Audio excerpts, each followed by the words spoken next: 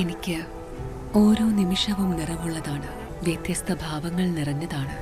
ആഴമുള്ള അനുഭവങ്ങളിലേക്ക് അവ വഴി തുറക്കുന്നു. ആസ്വദിക്കൂ തന്മയി ഭാവത്തിൽ. തന്മയി ജ്വല്ലറി, നിലമ്പൂർ. ചോക്കാടങ്ങാടിയിൽ ചെറിയൊരു മഴ പെയ്താൽ പോലും വലിയ തോതിൽ വെള്ളക്കെട്ടുണ്ടാകുന്നു. യാത്രക്കാർക്ക് റോഡിലേക്ക് ഇറങ്ങാൻ പോലും പറ്റാത്ത അവസ്ഥ. മലയോര ഹൈവേയുടെ ഭാഗമായ റോഡ് നവീകരണം ചോക്കാടങ്ങാടിയിൽ വൈകുന്നതാണ് ഇപ്പോഴത്തെ ഗുരുതരാവസ്ഥയ്ക്ക് കാരണം.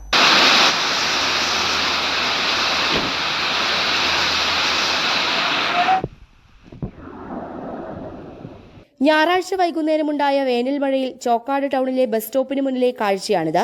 ബസ്സിൽ നിന്നും ആളുകൾക്ക് റോഡിലേക്ക് പോലും ഇറങ്ങാൻ പറ്റാത്ത അവസ്ഥ. ഡ്രൈനേജുകൾ നിറഞ്ഞ് മാലിന്യങ്ങളടക്കം റോഡിലൂടെയാണ് ഒഴുകുന്നത്. യാത്രക്കാർക്ക് നടന്നുപോകാൻ പറ്റാത്ത അവസ്ഥ. മലയോര ഹൈവേയുടെ നിർമ്മാണം അധികൃതരുടെ അനാസ്ഥ കാരണം ചോക്കാടങ്ങാടിയിൽ മുടങ്ങിക്കിടക്കുകയാണ്. റോഡിന്റെ വീതി 15 മീറ്ററാക്കി വർദ്ധിപ്പിക്കണമെന്ന നാട്ടുകാരുടെയും ഡ്രൈവർമാരുടെയും ആവശ്യങ്ങളോട് കെട്ടിട ഉടമകൾ സഹകരിക്കാത്തതും അധികൃതരുടെ നിസ്സംഗതയുമാണ് പ്രശ്നം.